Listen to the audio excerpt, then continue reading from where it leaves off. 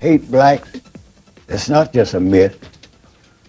Why we do not have the same respect for members of our race as we do for some other, especially the white race. And that we were told, quite to the contrary, that we were from a land of savages, of cannibals. And except by the grace of God and the white man, we would have been a lost people. So we should be on our knees forever praying and thanking God that we were brought, even in slavery, to this land to escape the horrors of Africa. And this was brought in and drilled into us generation after generation. Africa, the second largest continent, is an area of almost 12 million square miles in size. It is comprised of 50 independent countries and populated by over 537 million people who speak over 1,000 languages and dialects.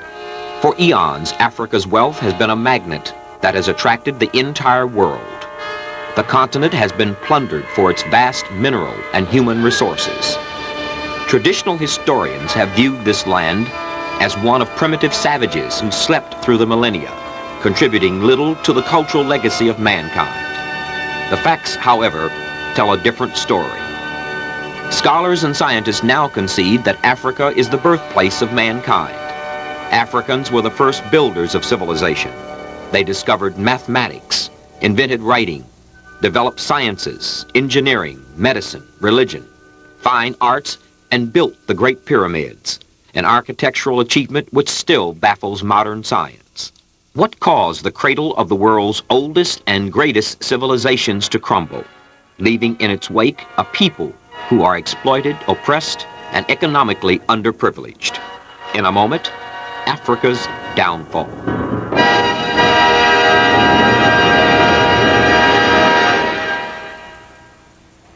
Tony Brown's Journal is brought to you by Pepsi-Cola Company and your local Pepsi bottlers. Dr. Williams, it's an honor being able to meet with you and to talk with you. You have written what many of us consider to be the definitive work about the culture of Africans throughout the world, and you approach it from the standpoint of the destruction of that civilization. Why did you choose the aspect of destruction rather than some other point of view?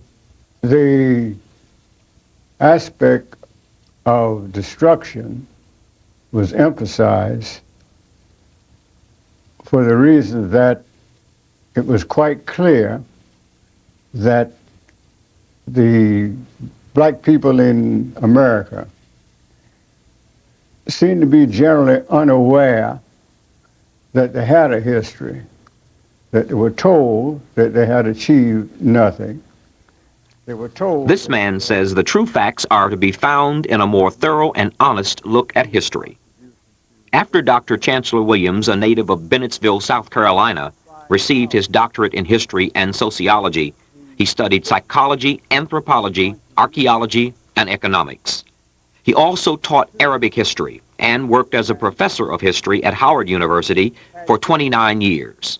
He won an award from the Black Academy of Arts and Letters and was the first recipient of the 21st Century Foundation's Clarence L. Holt Prize for Excellence in Literature. Now, of course, the record was there to show that much of Western civilization was built upon the foundation of the land where civilization itself had begun, and this was in Africa. Therefore, the focus had to be on Africa to see to what extent the recent revelations with the turn of the century, at the turn of the century, that Africa was the cradle of civilization. To what extent could this be actually verified? And so my work was directed in the uncovering much of what had been lost, much of what had been disguised, much of what had been stolen, refurbished, reworked, and presented to Western civilization as the work brought from Africa but presented to Western civilization as the creation of Western man.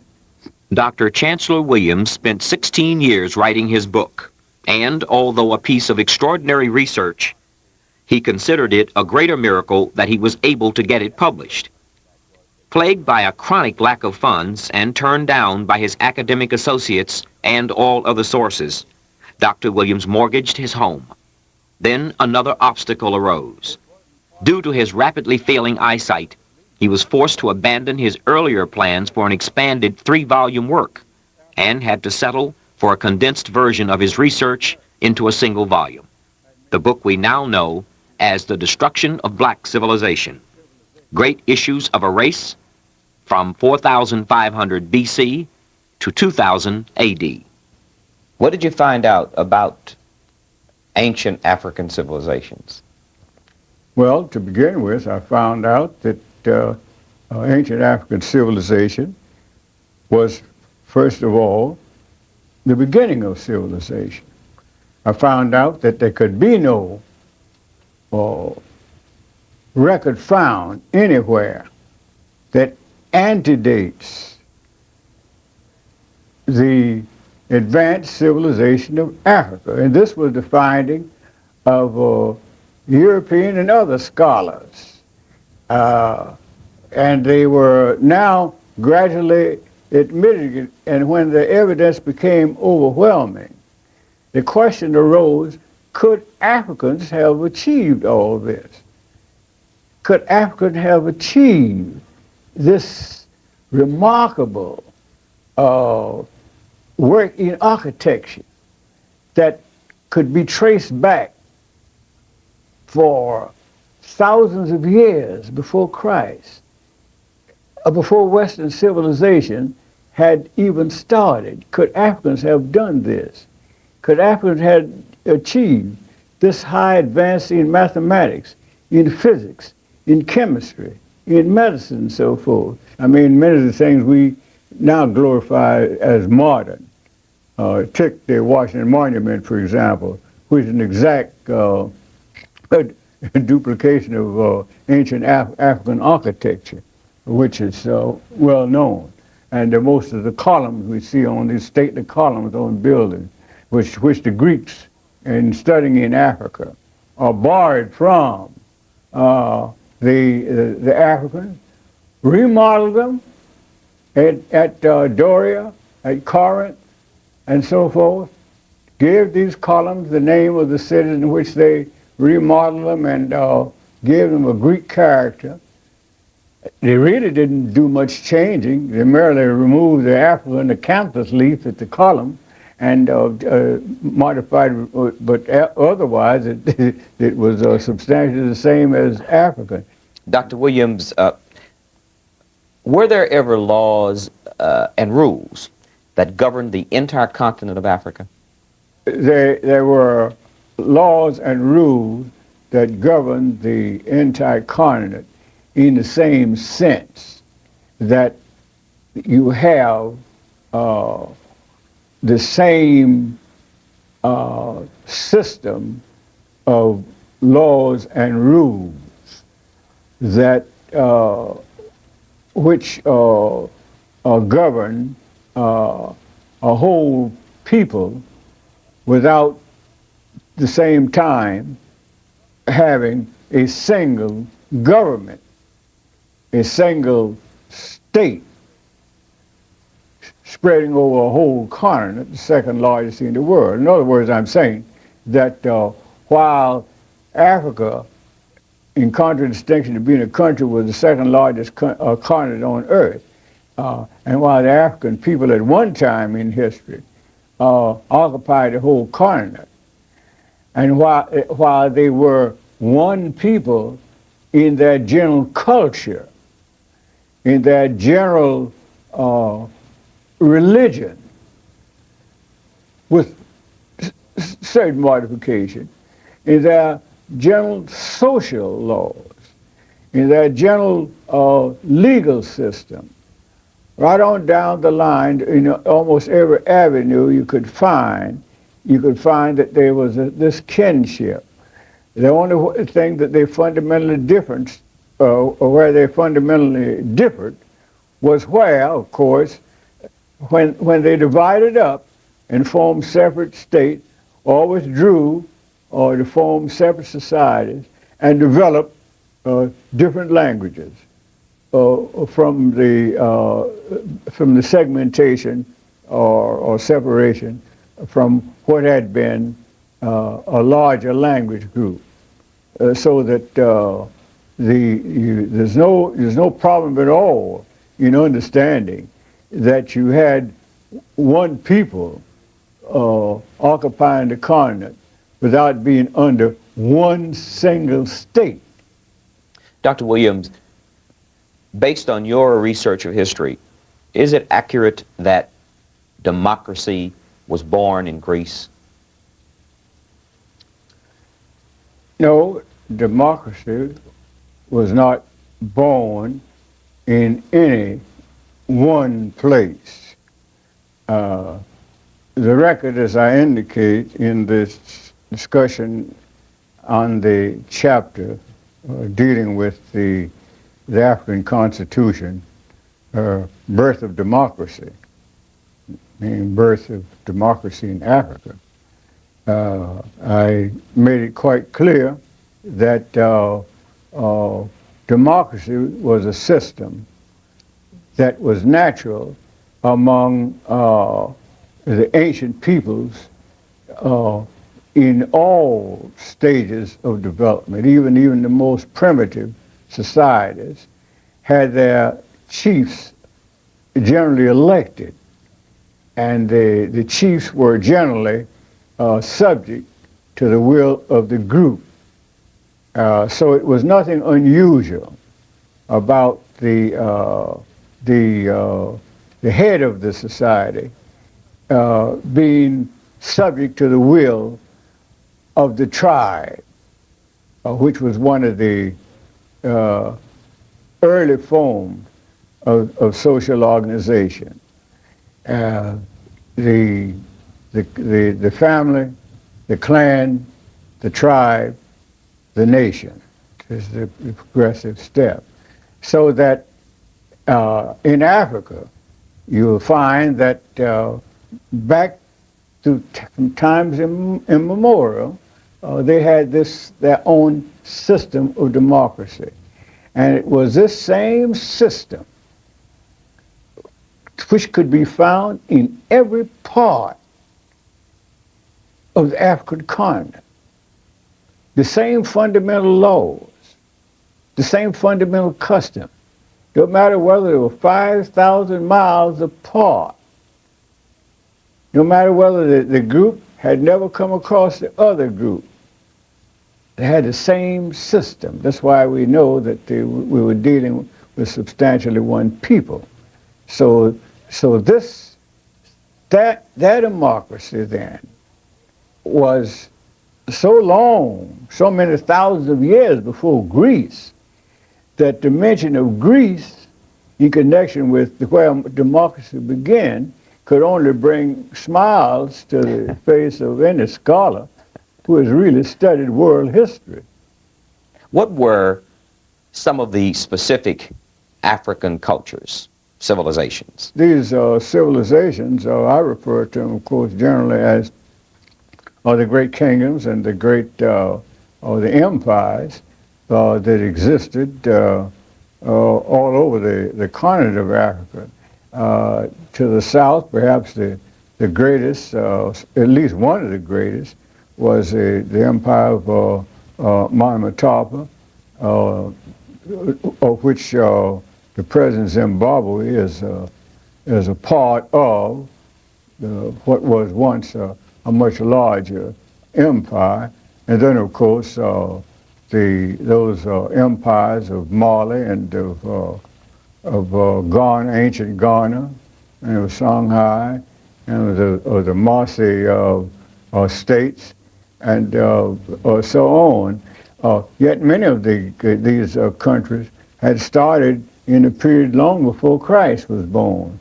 Ghana, for example, had for over 400 kings listed before Christ was born. So that these were ancient empires.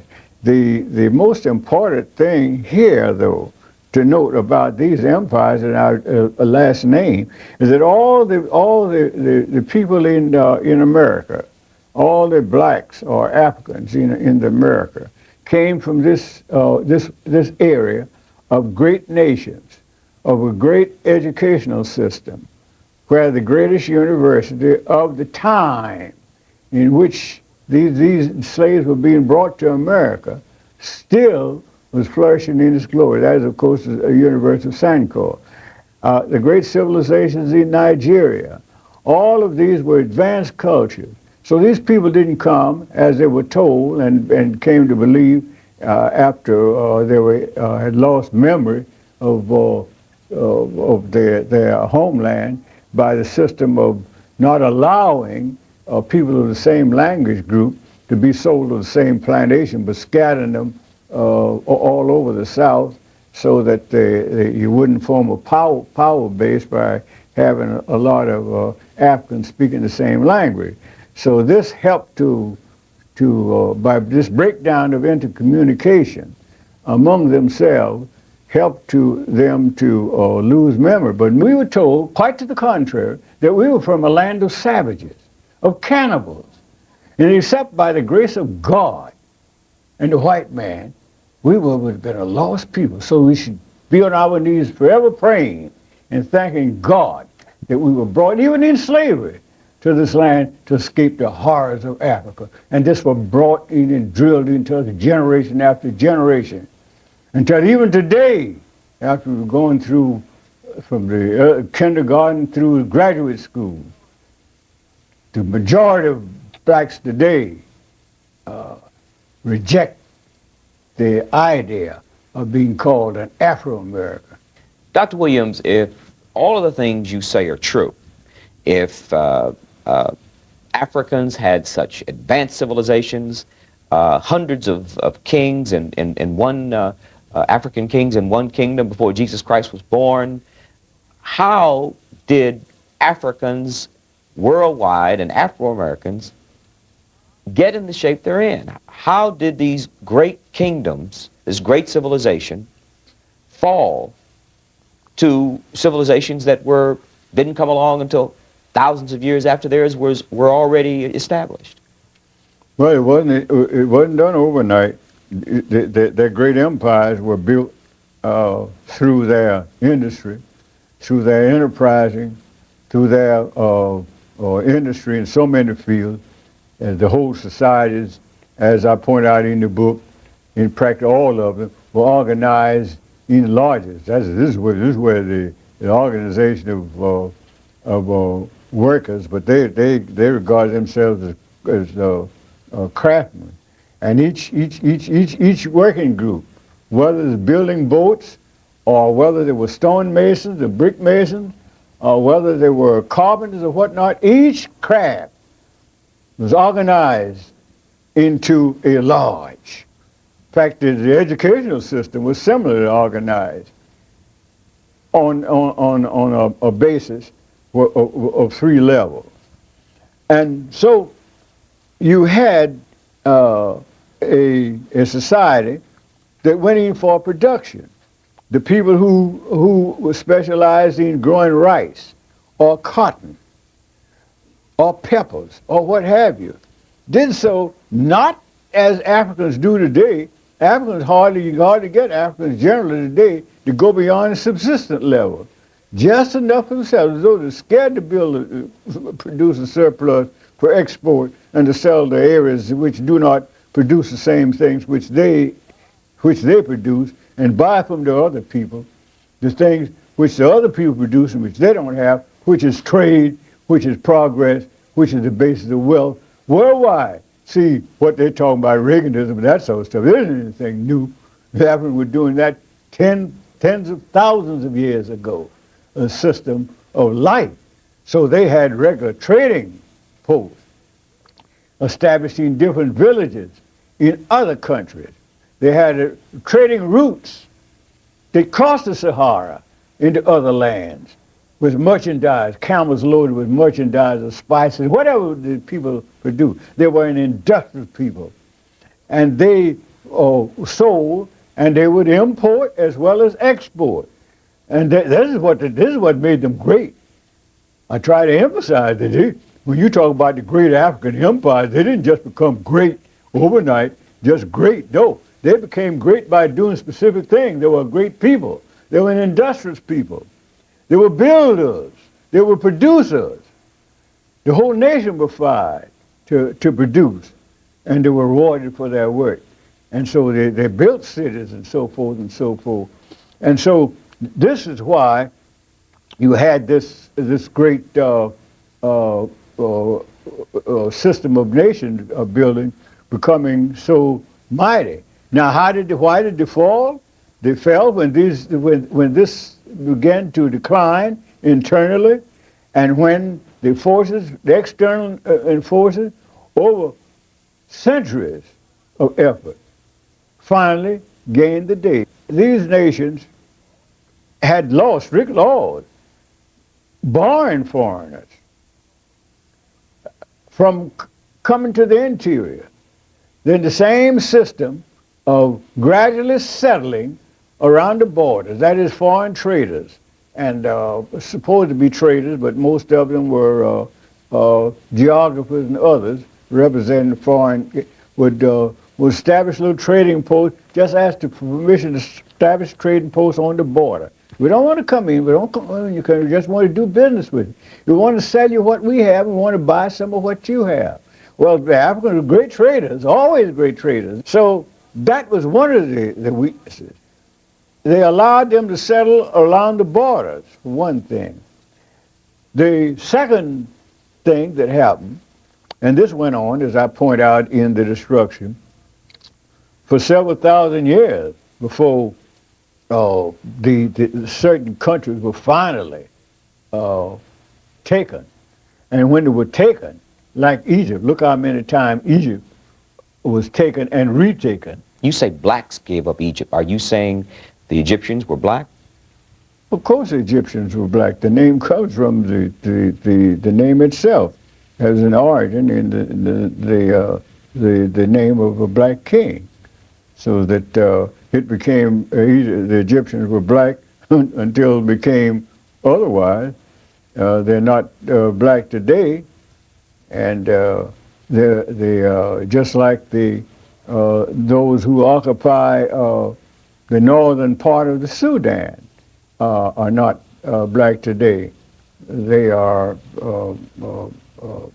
partly Arab, mostly Arab, and some of them are mixed, the Afro-Arabs, you might call them.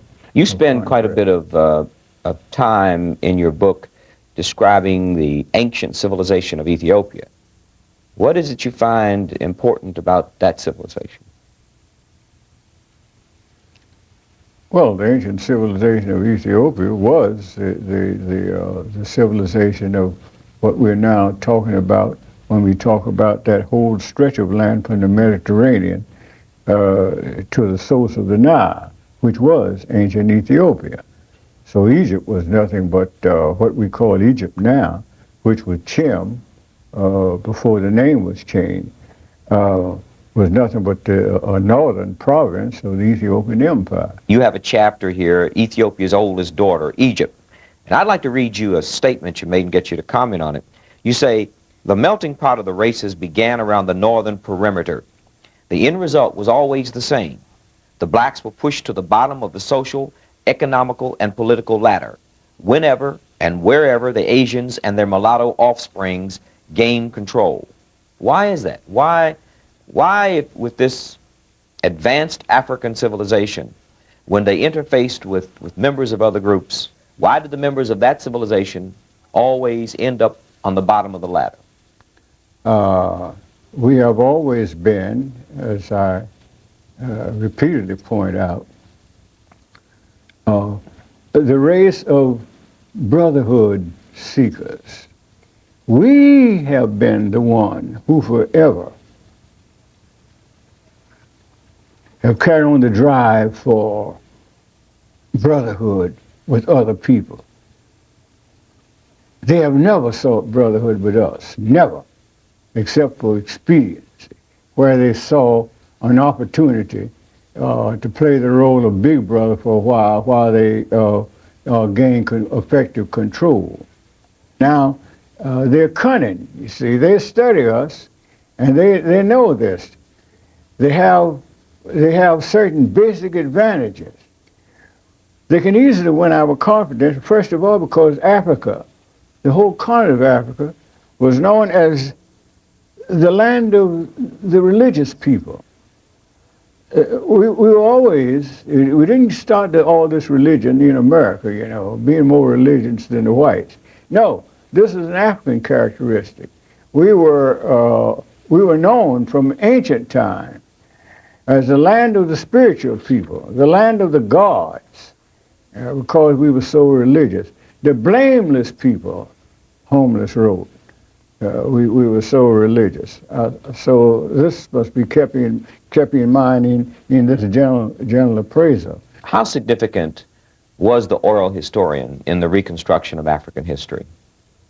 Well, the oral historian was indispensable if you're going to make a comparative study of history, in which you're going to compare what had been written, and since it all was written by foreigners, with what the Africans themselves had written, and the records of their mind, and the records of their mind turned out to be as accurate and as unerring in many respects as what is written in books. Chancellor Williams, born on December 22, 1898, was a pioneering historian and educator whose groundbreaking research challenged conventional narrative of African history. His seminal work, The Destruction of Black Civilization, remains a cornerstone in the study of African civilization and their contributions to world history. Born in Bennettsville, South Carolina, Williams experienced firsthand the effects of racial segregation and discrimination in the Jim Crow South. His experiences fueled his passion for uncovering the true history of Africa and its people. Published in 1971, The Destruction of Black Civilization is a monumental work that traces the history of African civilizations from ancient times to the transatlantic slave trade and colonialism. Williams argued that Africa was once a thriving center of civilization and culture, with contributions to mathematics, science, philosophy, and the arts that have been largely overlooked or erased by mainstream history. Chancellor Williams' work was groundbreaking in its exploration of an African history from an Afrocentric perspective. It challenged Eurocentric narratives and empowered generations of scholars to reclaim their own history and identity. Williams' emphasizes on the importance of understanding Africa's past in order to shape its future remains as relevant today as it was then, when The Destruction of Black Civilization was first published. His legacy continues to inspire new generations of researchers and activists. Chancellor Williams' work underscored the importance of reclaiming the preserving African history and culture. By challenging colonialist narratives and uplifting the achievements of African civilizations, Williams has played a pivotal role in reshaping our understanding of world history. As we conclude today's episode, let us remember the word of Chancellor Williams. Only by having the knowledge of one's past can one truly possess himself. His legacy reminds us of the power of history to empower, inspire, and unite us in the pursuit of truth and justice. Thank you for watching. Do not forget to like and share your thoughts in the comment box below. Until next time, cheers and have a good one.